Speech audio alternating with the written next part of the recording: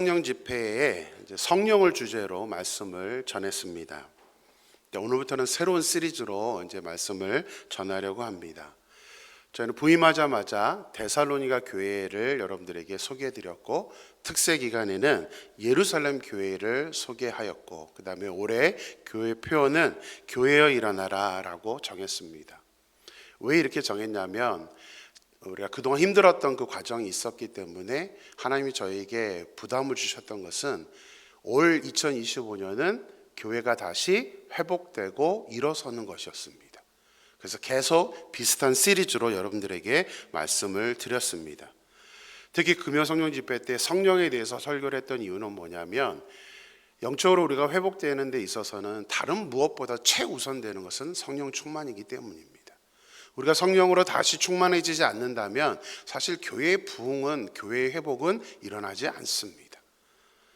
그래서 이제 성령에 대해서 지금 그동안 강조를 해왔습니다. 이제 오늘부터는 구체적으로 교회가 교회되기 위해서, 교회가 회복되기 위해서, 교회가 바로 서기 위해서는 어떠한 모습이 필요할 것인가를 이제는 여호수아의 말씀을 통해서 한번 여러분들에게 전달하려고 합니다. 제가 그동안 큐티를 해오면서 언젠가 한번 그 여호수아서를 이렇게 큐티를 하고 있는데, 그냥 여호수아의 그 사건이 어느 날인가 저에게 공동체라는 주제로 그 포커스를 가지고 여호수아를 읽게 하신 적이 있었습니다. 그 여호수아를 읽다 보니까요, 이런 공동체면 얼마나 좋을까, 이런 모습이 공동체에 있으니까 너무 좋네 라는 어떤 그러한 감동을 받았던 적이 있습니다. 그래서 오늘부터는 이제 금요 성령 집회 때마다 이 여호수아서를 통해서 제가 제목을 이렇게 붙였습니다. 이런 교회가 되게 하소서, 이런 교회가 되게 하소서. 이 주제로 이제 금요일마다 말씀을 전하려고 합니다. 이스라엘은 기적적으로 애굽에서 빠져나와서 새로운 출발을 하게 되었습니다. 하지만 모세가 이끌었던 공동체는 여러 가지 문제점을 노출시켰습니다. 모세라는 엄청난 영적인 지도자, 앞으로 모세 이후에 모세와 같은 지도자가 없었다라고 하나님이 평가할 정도로 모세는 하나님이 인정한 엄청난 위대한 그런 지도자였었습니다. 그리고 이스라엘은 계속해서 기적을 보았고, 많은 어떤 능력으로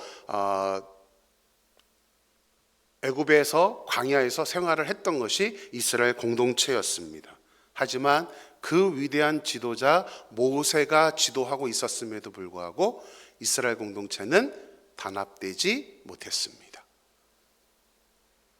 이게 지도자가 중요한 것은 너무나 당연합니다. 그런데 지도자만 중요해서 된 것은 아닙니다. 교회가 교회다워지기 위해서는 지도자가 거의 70-80%를 일반적으로 차지한다고 합니다. 그러나 20-30%에 해당되는 그 부분이 해결이 되지 않으면 교회는 아무리 위대한 지도자가 온다 할지라도 교회가 교회될 수가 없습니다. 자, 모세 공동체를 보세요.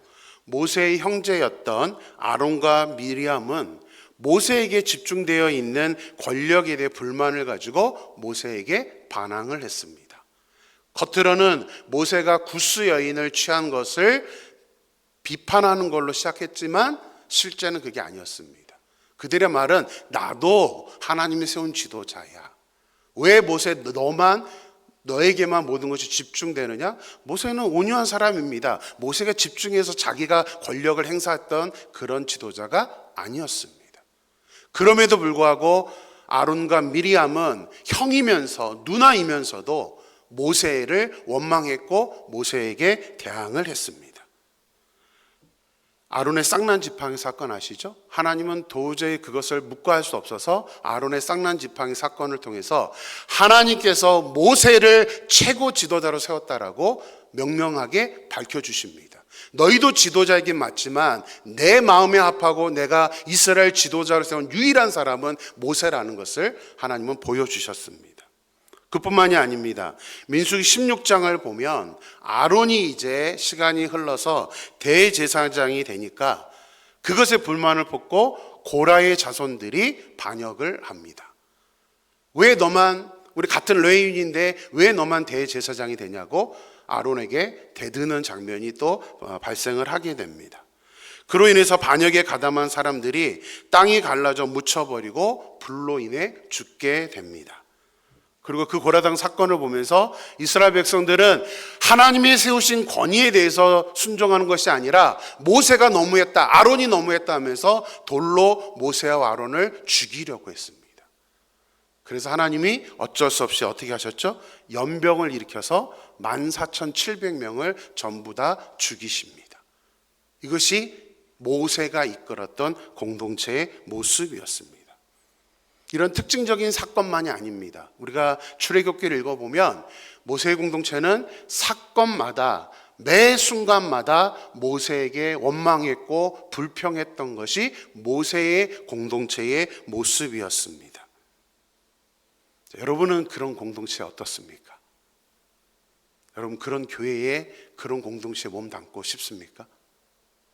저도 싫습니다. 교회가 불평이 많아지고 불만이 많아지는 것은 결코 아름다운 것이 아닙니다. 교회는 절대로 그런 공동체가 아닙니다. 되어서도 안 되고 되면 절대 안 되는 것이 그런 모습입니다. 결국 모세의 공동체는 40년이라는 기간을 광야에서 방황을 하게 되었고, 그런 모습을 갖고 있던 출애굽 1세대는 전부 다 광야에서 죽고 맙니다. 하나님이 약속하신 가나안 땅에 들어가지 못하고 그냥 광야에서 죽는 것으로 끝이 나게 되었습니다. 그리고 이제 여호수아라는 새로운 지도자와 함께 이제 새로운 출발을 하게 됩니다. 그런데 이렇게 문제가 있었던 이스라엘 공동체가 출애굽 2세대, 이제 가나안에 들어간 출애굽 2세대는 전혀 다른 모습을 보여줍니다. 오히려 지도자만 보면 모세만큼 여호수아는 그렇게 뛰어난 지도자는 아니었습니다. 여호수아를 우리가 앞으로 읽다 보면 여호수아는 잘 등장하지 않습니다. 어떤 일이 일어섰을 때 출애굽기는 다 모세가 합니다. 근데 여호수아 공동체는 여호수아가 하지 않아요. 다들 이스라엘 백성들이 앞에 앞장서서 움직이는 것이 여호수아 공동체의 특징이었습니다. 여호수아가 살아있는 동안에 이스라엘은 교회하고는, 교회의 숫자하고는 차원이 다른 엄청난 200만이 넘는 그 많은 인구를 가지고 있는 한 나라임에도 불구하고 정말 지금으로 말하면 교회다운 교회, 한번 저 공동체에 내가 들어가 봤으면 좋겠다라고 생각할 정도로 너무나 아름다운 공동체를 여호수아에서만 보면 그런 공동체를 이루어 나갔던 것을 보게 됩니다. 그래서 제가 여호수아를 보면서 나도 저런 교회에 한번 다녀봤으면 좋겠다, 나도 저 공동체 안에 들어가 있었으면 얼마나 좋을까라고 생각을 하면서 여호수아를 통해서 은혜를 받았던 기억이 있습니다. 그래서 앞으로 이제 금요일마다 여호수아를 통해서 어떤 모습이 우리 임마누엘교회에 필요할까, 여호수아 공동체는 어떻게 저렇게 할 수 있었을까를 같이 한번 살펴보면서 이제 우리 교회가, 임마누엘교회가 어떻게 하면 여호수아 공동체와 같은 그런 교회를 이룰 수 있을 것인지를 가지고 이제 저와 함께 마음을 모아보도록 그렇게 하겠습니다. 우리 임마누엘교회도 이제 3개월밖에 되지 않은 저와 함께 새로운 공동체를 시작해 나가고 있습니다. 저는 누누이 말씀드리지만 2025년도를 가장 중요한 시기라고 저는 생각합니다. 올해 우리가 영적으로 일어서지 않으면 저는 비전이 없다고 생각합니다. 그래서 저는 굉장한 지금 큰 사명감과 어떤 비장한 마음을 갖고 있습니다. 첫 해 변화되지 않으면, 첫 해 우리가 온전하게 우리의 모습이 바뀌지 않으면 쉽지 않습니다. 그것을 이제 여러분들도 염두에 두고 함께 어떻게 하면 우리가 좋은 교회를 만들어갈 수 있을지를 우리가 고민하면서 한번 이 말씀대로 우리가 움직일 수 있는 저와 여러분이 되어서 우리 임마누엘 교회를 정말 다닐 만한 좋은 교회로 만들 수 있는 그런 저와 여러분이 되기를 주님의 이름으로 축원합니다. 우리 옆 사람과 함께 인사하겠습니다. 우리 함께 좋은 교회를 만들어 봅시다. 그렇게 인사할까요?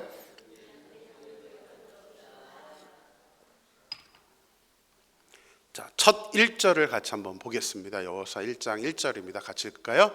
여호와의 종 모세가 죽은 후에 여호와께서 모세의 수종자 눈의 아들 여호수아에게 말씀하여 이르시되. 자, 여호와의 종 모세가 죽고 여호수아가 새로운 지도자가 되자 하나님께서 직접 이제 여호수아에게 말씀을 해 주셨습니다. 이 얘기는 지금 우리에게도 동일하게 주시는 말씀이라는 사실입니다. 어떻게 해야, 여호수아야, 네가 어떻게 해야, 이스라엘 백성들과 어떻게 해야 하나님이 기뻐하시는 아름다운 공동체를 이루어갈 수 있는지 그 방법을 이제 구체적으로 설명을 해 주셨던 것입니다.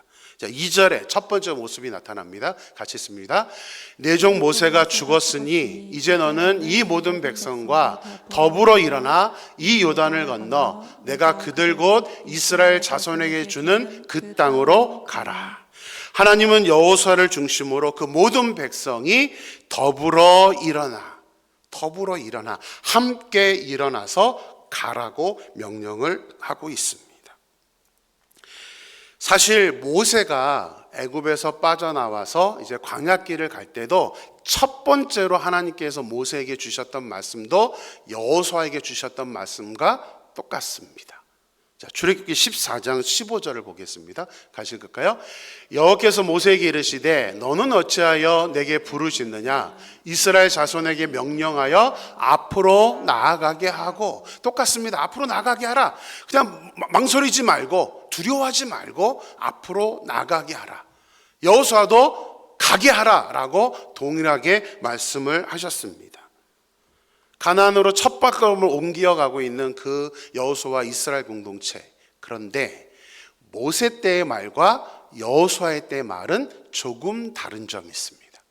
둘 다 앞으로 가게 하라는 말은 똑같은데 모세 때는 우리가 본 것처럼 그냥 이스라엘 자손에게 모세에게 말해서 명령해서 앞으로 나아가게 하라라고 말했지만 여호수아에게는 뭐가 하나 붙죠.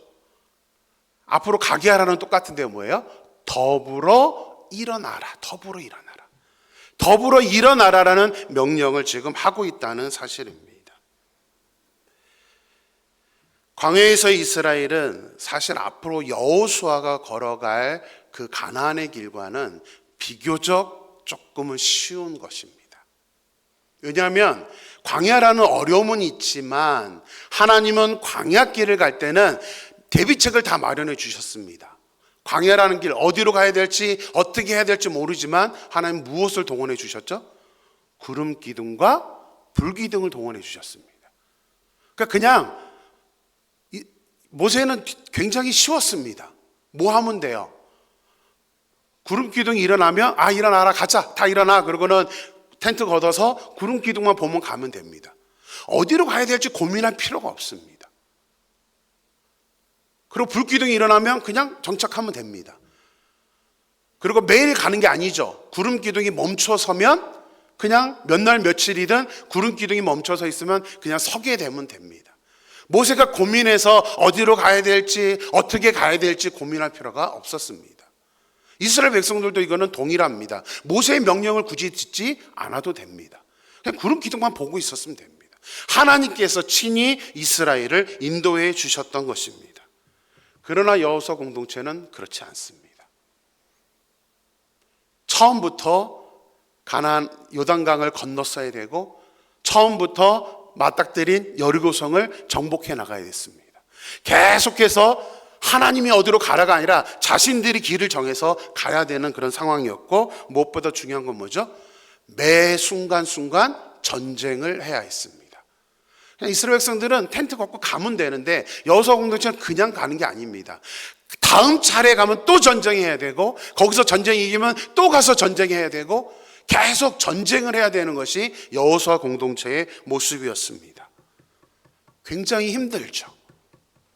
그러니까 두 공동체를 그냥 객관적으로 한번 보면 모세 공동체는 더 훨씬 쉬웠는데도 모세 공동체는 불평투성이었습니다. 매일 구름 기둥을 보는데도 원망하는 거죠. 뭐가 부족하기만 하면 원망하는 겁니다. 여호수아 공동체는 전쟁을 해야 되는데도 그들은 원망하지 않습니다. 그래서 그런 이스라엘 백성들에게 있어서 무엇보다도 중요한 것이 무엇인지를 하나님은 너무나 잘 아셨죠. 그렇기 때문에 뭐 하라는 거예요? 그냥 가라고 명령해서는 안 되죠. 어떻게 가야 됩니까? 더불어 함께 가는 겁니다. 한 마음으로 가지 않으면 그 가나안의 전쟁을 이길 수가 없기 때문에 하나님은 더불어 일어나라고 명령을 하셨던 것입니다. 우리 임마누엘 교회가 앞으로 영적인 회복과 영적인 부흥이 있기 위해서 반드시 선행되어야 하는 것이 무엇일까요? 똑같습니다. 더불어 함께 가는 것입니다. 내 생각과 내 판단을 좀 내려놓으셔야 돼요. 함께 하기 위해서는 내 생각과 내 판단이 아니라 공동체를 위해서 무엇을 해야 되는지에 대해서 관심을 갖고 가야 된다는 사실입니다. 우리가 그렇게 하나가 되어서 가면 하나님은 이스라엘 공동체에게 아주 독특하고도 아주 축복된 약속을 해주십니다. 저는 이것이 우리 교회도 나타났으면 하는 마음으로 오늘 이 말씀을 같이 좀 봤으면 좋겠습니다. 3절 말씀 같이 읽을까요? 같이 읽습니다. 내가 모세에게 말한 바와 같이 너희 발바닥으로 밟는 곳은 모두 내가 너희에게 주었노니. 하나님은 만약 이스라엘 백성들이 자기 생각을 내려놓고 자기 의견을 내려놓고 더불어서 함께 일어나 가기만 한다면, 가나안 땅으로 증군해 나가기만 한다면 너희 발바닥으로 밟는 곳은 모두 내가 너에게 주겠다. 뭐죠? 지경을 넓혀주는 축복을 해 주시겠다라고 약속을 하시는 것입니다. 이것은 지금 우리에게도 마찬가지입니다. 우리가 더불어 일어나서 함께 움직인다면 이것은 우리 교회만이 아니라 우리 가정도 마찬가지입니다. 우리 가정과 우리 교회가 한 마음이 되어서 한 몸으로 가기만 한다면 하나님은 우리가 필요한 모든 것을 다 주시겠다라고 약속하셨다는 사실입니다. 믿습니까? 이게 한 마음이 되었을 때 하나님이 주신 축복이에요. 우리의 마음이 나눠지면, 다시 말하면 저걸 거꾸로 말하면 뭡니까? 여러분들이 만약 내 생각과 내 기준대로 생각하고 하나가 되지 않는다면 너희들이 발바닥으로 밟는 건 내가 안 주겠다는 말과 동일한 말입니다. 열심히 해봐. 열심히 해봐. 나는 너희와 함께 하지 않을 거야. 아무것도 내가 너에게 줄 것이 없어. 이게 바로 하나님의 말씀이라는 사실입니다. 저는 우리 임마누엘 교회가 더불어 일어남으로 말미암아 더불어서 함께 2025년을 걸어감으로 말미암아 하나님이 약속하신 지경을 넓혀주시는, 그 말은 다시 말하면 우리 교회적으로는 하나님이 주시는 부흥과 하나님의 그 역사, 믿음의 역사가 함께하는 그런 교회가 되어질 줄로 믿습니다. 그래서 함께 가야 되는 겁니다. 그것뿐만이 아닙니다. 우리 5절 말씀을 보겠습니다. 한 가지 더 축복을 약속하시는데요. 같이 읽을까요? 내 평생에 너를 능히 대적할 자가 없으리니 내가 모세와 함께 있었던 것 같이 너와 함께 있을 것임이니라. 내가 너를 떠나지 아니하며 버리지 아니하리니. 하나님께서 우리와 함께 하시면서 우리를 떠나지 않고 버리지 않겠다라고 하면서 앞에 뭐죠? 내 평생에 너를 능히 대적할 자가 없을 것이다 라고 약속하십니다. 내 평생에 너를 능히 대적할 자가 없다.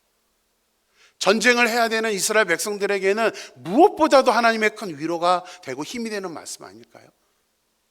우리 교회도 마찬가지입니다.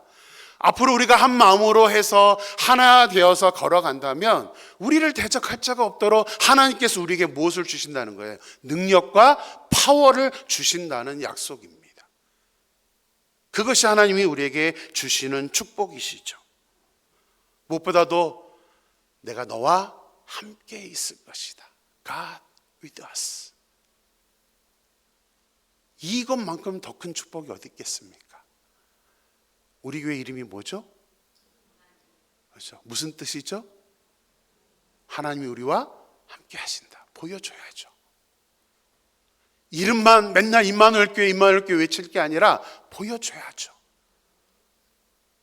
하나님께 보여드려야 되고 우리 유인집회에게 보여줘야 되지 않겠습니까? 우리 개인도 마찬가지 아니에요? 이왕 하나님 믿는데 하나님이 나와 함께 하심을 보여줘야 되는 것이 우리가 받아야 될 마땅한 축복인 줄로 믿습니다. 예수님이 제자들에게 마지막으로 부탁하시면서 약속하신 것이 있습니다. 우리 마태복음 28장 20절 같이 볼까요? 내가 너희에게 분부한 모든 것을 가르쳐 지키게 하라. 볼지어다 내가 세상 끝날까지 너희와 항상 함께 있으리라 하시니라. 제자들은 얼마나 힘들었을 거라고 여러분들 상상이 가십니까? 지도자인 예수님이 안 계셨습니다. 교회를 이끌어가라고 제자들에게 이제 사도가 되어서 교회 지도자로 만들어 주었습니다. 그 제자들이 얼마나 힘들었을까요? 근데 예수님이 다른 거 얘기하시는 게 아니라 저 빨간색으로 칠해놓은 거, 내가 세상 끝날까지 너희와 항상 함께 있으리라. 이 약속을 들은 사도들은 그 약속 때문에 그 힘든 것도 모르고 열심히 사역을 하면서 초대교회, 우리 모든 교회들이 흠모하는 교회가 초대교회잖아요.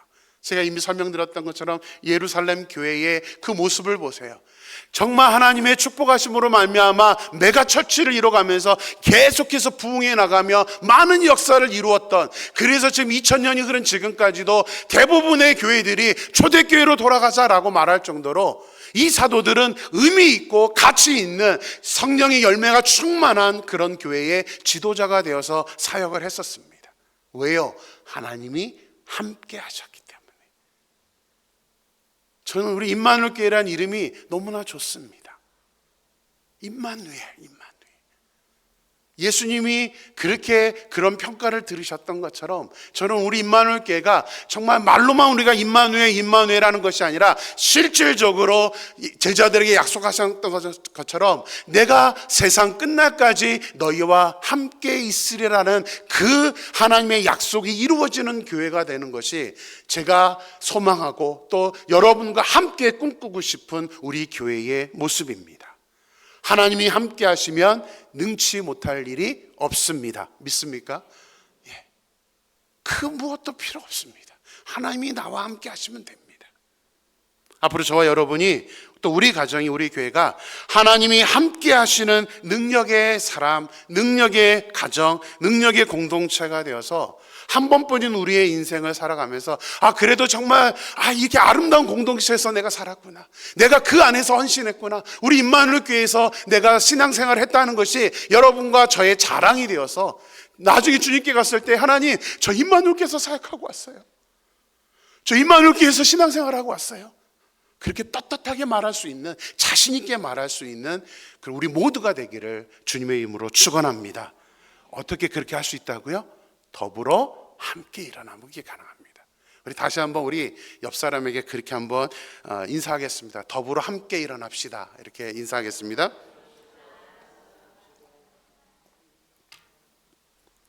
자, 16, 17절을 보면 이제 두 번째 하나님이 이스라엘 공동체에게 주시는 방법, 좋은 공동체를 이루는 방법에 대해서 말씀을 해주고 있습니다. 우리 같이 읽습니다. 그들이 여호수아에게 대답하여 이르되 당신이 우리에게 명령하신 것은 우리가 다 행할 것이요 당신이 우리를 보내시는 곳에는 우리가 가리이다. 우리는 범사에 모세에게 순종한 것 같이 당신에게 순종하려니와. 자, 좋은 공동체가 되기 위한 두 번째 방법은 세워진 리더를 따라서 함께 한 마음을 갖는 것입니다. 하나님은 어쩔 수 없이 리더를 세우셔서 그 리더를 통해서 공동체를 이끌어 가게 하십니다. 리더가 없이 갈 수 있는 교회라면 너무나 좋겠죠.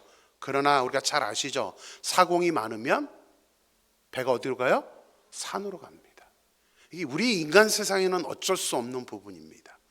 그래서 하나님은 항상 공동체를 세우죠. 사공이 많아서 산으로 갔던 성경이 있죠. 무슨 성경이에요? 사사기, 그죠? 왕이 없으므로 자기 소견에 오른 대로 행했더라. 한 명의 리더자가 없으면, 또 다른 그 리더자들이 잘 세워지지 않으면, 또 그 리더들에게 순종하는 교회의 모습이 되지 않으면 그 공동체는 좋은 공동체가 될 수가 없습니다. 가정도 마찬가지입니다.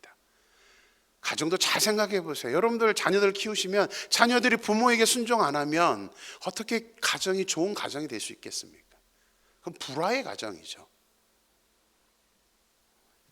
이스라엘 백성들은 모세의 뒤를 이어 지도자가 된 여호수아에게 당신이 우리에게 명령하신 것은 우리가 다 행할 것입니다 라고 말합니다. 당신이 우리를 보내시는 곳에는 우리가 가리이다 라고 말합니다. 우리는 범사에 모세에게 순종한 것 같이 당신에게 순종하겠습니다 라고 선언을 하고 있습니다. 근데 사실 우리 잘 알죠? 저건 뻥입니다. 뭐가 뻥이죠? 모세에게 순종했나요? 안 했습니다. 모세에게 순종 안 했습니다. 그러니까 인간은 다 이래요. 인간은 다. 나는 잘하는 것처럼 생각하는 겁니다. 넌 순종했는데요? 모세에게 순종했었는데요? 아니, 절대 안 했습니다. 이들은 계속해서 반역했던 거, 계속해서 불평했던 사람들이 지금은 이제 딱 나서서 너 그동안 모세한테 순종했다니까요. 그래도 다행인 것은 그 뒤에 말입니다. 뭐라고 얘기하죠? 당신에게 순종하겠습니다. 근데 실제로 합니다. 자기 부모님 세대하고 본인들이 광야에 있을 때는 그렇게 순종하지 않았던 사람들인데 오늘 이제 새로운 공동체가 되다 보니까 이들이 이제 전쟁을 해야 되는 공동체를 위해서는 여호수아에게 순종하겠다라고 지금 선언을 하고 있는 것입니다. 공동체가 좋은 공동체가 되기 위해서는 리더에게 반드시 순종하는 그 리더십에 대한 순종이 필요합니다. 물론 이렇게 말하면 여러분들이 오해할 수도 있습니다. 제 말에 순종하라는 거죠? 그렇게 말할 수도 있습니다. 근데 어쩔 수 없습니다. 그게 리더십의 기본이기 때문입니다. 우리 지난주에 청년들과 1박 2일로 임원들 수련회를 하면서 리더십에 대한 그런 공부를 했습니다. 그때도 우리가 많이 대화하면서 많이 여러 가지로 공부를 하게 되었습니다.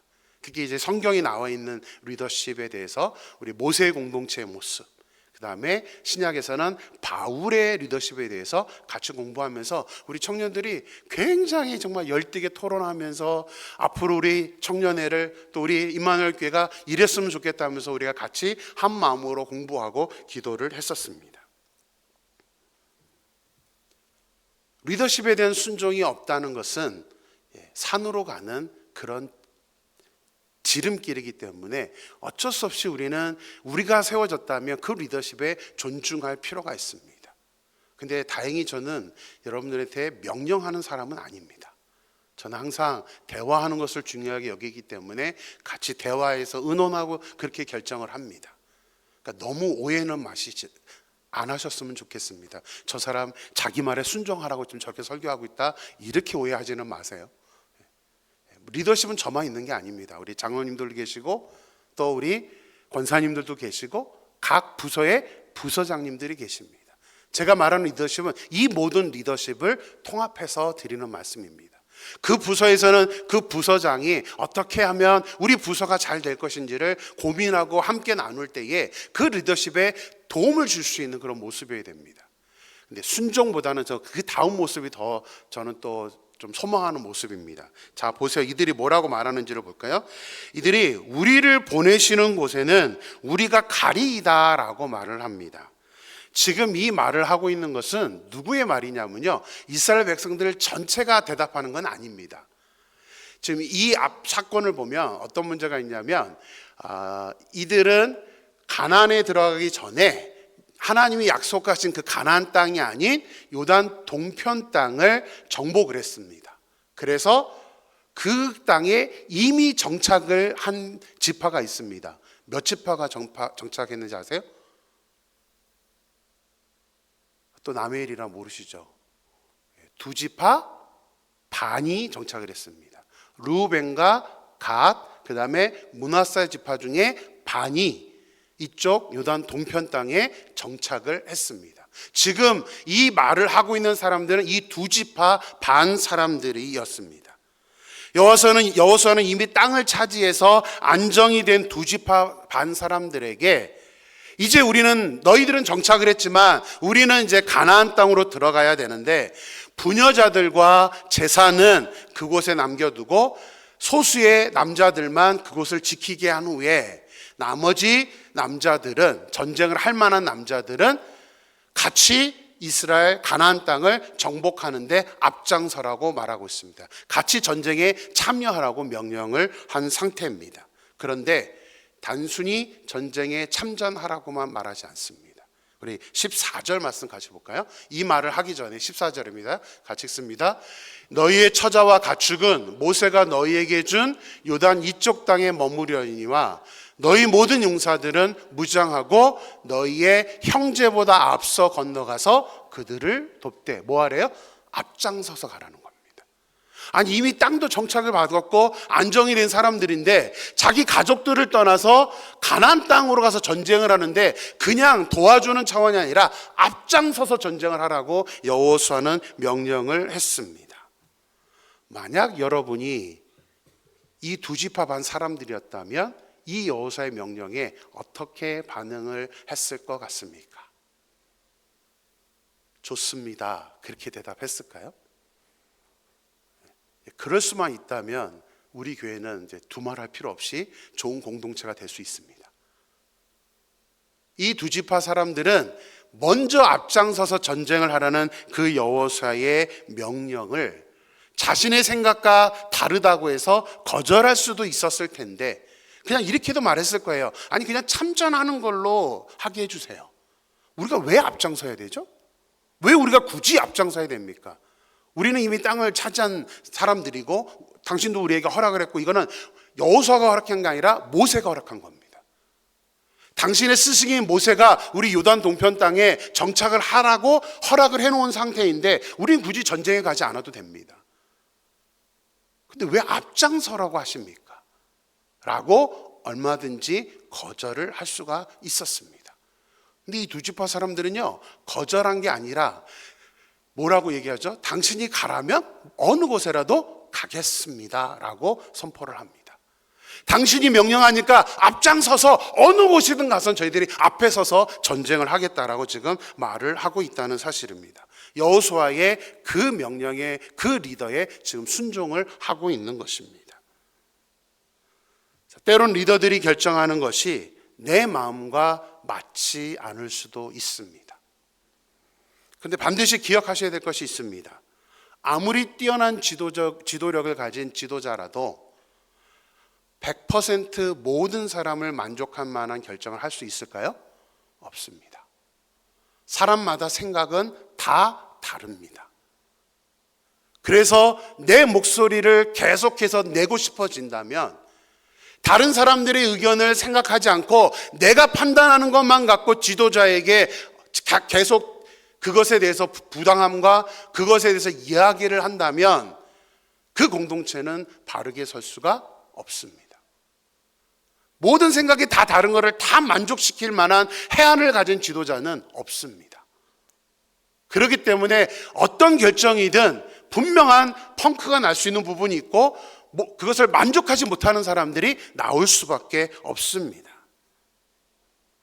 내가 생각하기에는 만족스럽지 못하지만 그렇게밖에 결정할 수 없는 이유가 있다는 사실을 여러분들이 좀 생각할 수 있었으면 좋겠습니다. 왜 저렇게 결정을 했을까?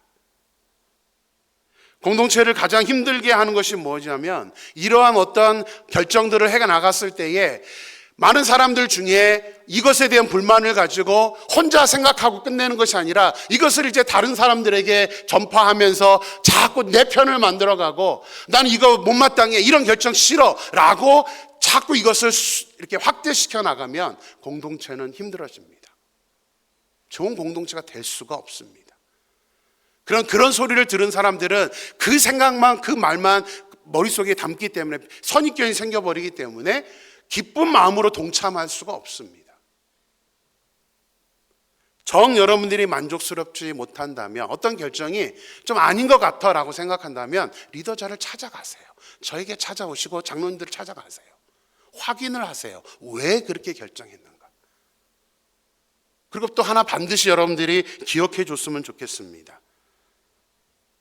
먼저 리더들을 존중해 주셨으면 좋겠습니다. 리더들이 여러분보다 어리석지 않습니다. 여러분들이 생각하지 못하는 것을 그대로 알면서도 판단하는 것이 아닙니다. 충분히 우리는 당회라는 조직이 있고 당회를 통해서 여러 사람이 의견을 맞대서 어떻게 하는 게 좋을지를 우리는 조율을 합니다.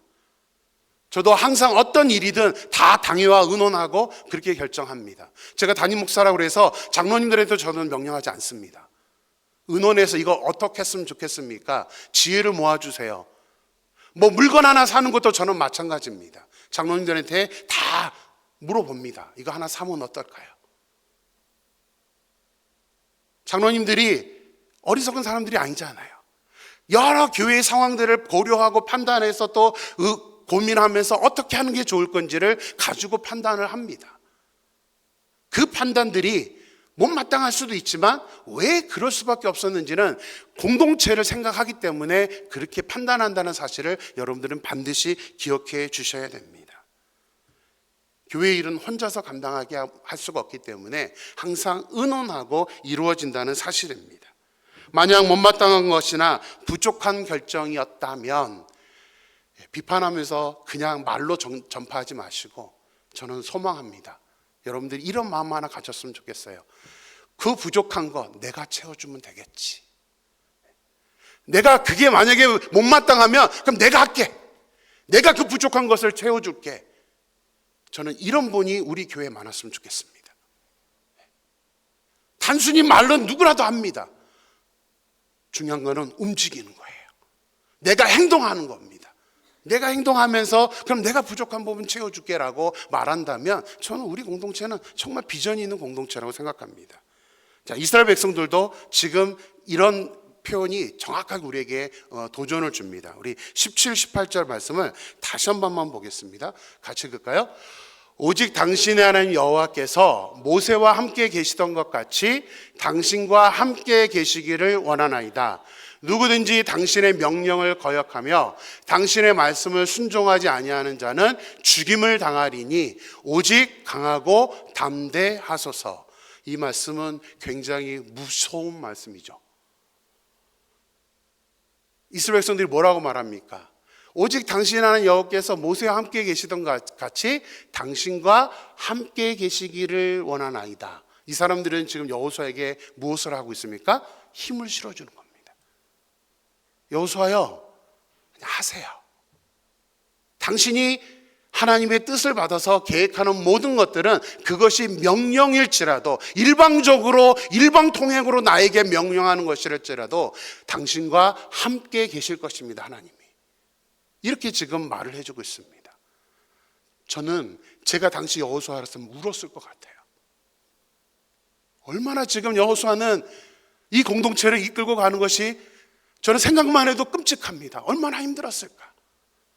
근데 백성들이 뭐래요? 하나님이 당신과 함께 계시기를 원하나이다. 이렇게 위로해 준다면 이 여호수아의 마음이 얼마나 컸겠습니까?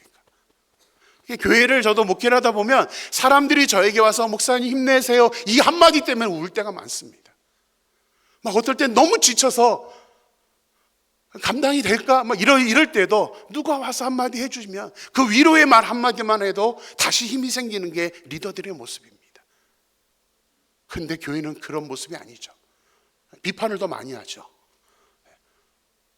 절대 여러분들은 이 이스라엘 백성들처럼 리더자에게, 저희가만이 아니라 우리 모든 리더자들에게 좀 위로해 줄 수 있는 사람이었으면 좋겠습니다. 좀 말로라도, 아니 말만 하지 마시고요, 커피 한 잔이라도. 제가 주일날 2부 예배 끝나고 이제 식사를 하게 되면 참 감사하다고 느끼는 게 뭐냐면, 우리 로덴 카페가 있다 보니까 제가 이제 커피를 굉장히 좋아하거든요. 그러면 이제 밥 먹고 있으면 여러분들이 목사님 주문하세요. 커피 사주시는 분들이 너무나 많습니다. 근데 1, 2부 예배 다 끝나고 2부에 와서 이제 바로 좀 있으면 제자 훈련 들어가야 되는데 이 커피 한 잔에 그 위로함이 저에게 큰 힘이 됩니다. 그래서 또 힘내서 또 가서 제자 훈련을 하고 그럽니다. 그런 저만이 아니라 여러분 모두가 동일한 거 아닙니까? 여러분들이 리더라고 생각해 보세요. 여러분들과 함께 있는 사람들이 여러분 앞에 이렇게 말로 또 뭔가를 이렇게 위로해 준다면 당연히 그것은 힘이 될 것입니다. 그래서 가능하면 여러분 비판자이기보다는, 비난자이기보다는 위로자가 돼야 됩니다. 그 위로한 다음에 말하면 됩니다. 비판도요, 먼저 위로하고 말하면 됩니다. 근데 이상하게 우리가 그 말을 잘 못해요. 비판부터 나옵니다. 왜 이랬어요? 먼저 좀 위로해주고 근데 목사님, 근데 장로님 이러면서 여러분들이 좀 이거는 이렇게 하면 어떨까요? 그것도 또 중요한 게 있습니다. 말을 잘 하셔야 됩니다. 비난이어도 좀 뭔가를 원하는 거여도 이 말이 다르고 다르다. 잘 아시죠? 어떻게 말하느냐에 따라 다른데 우리 한국 사람들은 참 말을 잘 못합니다. 그죠?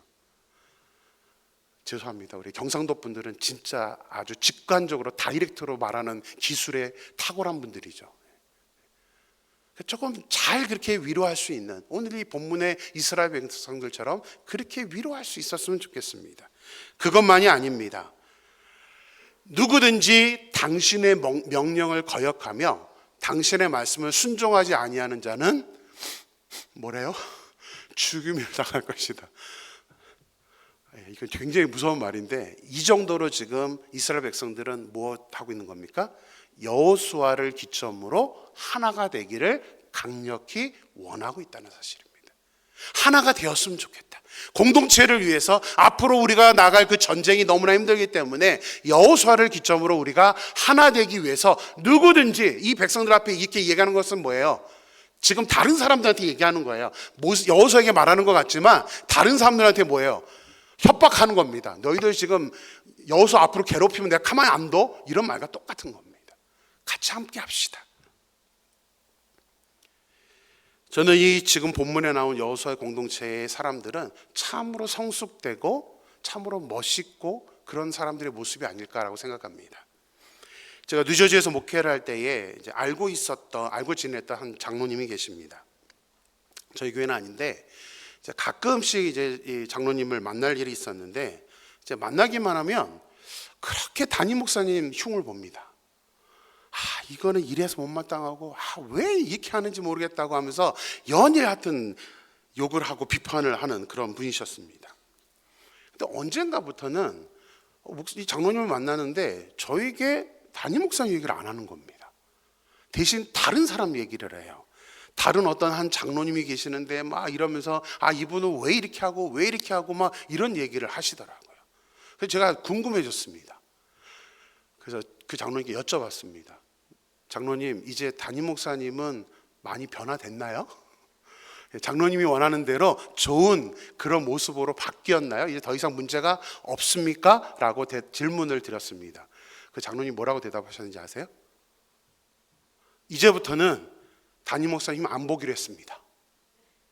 왜요? 제가 그랬어요. 왜요? 그랬더니 제가 지금 목사님한테 이렇게 흉봤던 한 장로님은 저희 아들이 담임 목사가 된 교회 장로님입니다. 근데 왜 그렇게 우리 아들을 못 살게 구는지 모르겠습니다. 그러면서 이야기를 하는 겁니다. 그래서 제가 큰 목소리로 이 장로님에게 한마디 했습니다. 그동안 장로님이 보여오신 그 모습이 바로 그 장로님의 모습과 똑같습니다 라고 큰 소리로 속으로 말했습니다. 그분이 비판하는 모습이 그 장로님이 지금 자기 아들에게 하는 행동과 똑같은 겁니다. 죄송합니다. 우리 그럼 장로님도 괜히 좀 이 얘기 들으면 불편할 텐데, 장로님 위해서 그런 말씀하는 게 아니라 모두가 동일한 겁니다. 무슨 말이죠? 리더자가 누구라고 생각하면 우리의 태도가 달라질까요? 내 아들이다, 내 형제다, 내 가족이다. 어느 누구도 자기 아들에게 함부로 하지 않습니다.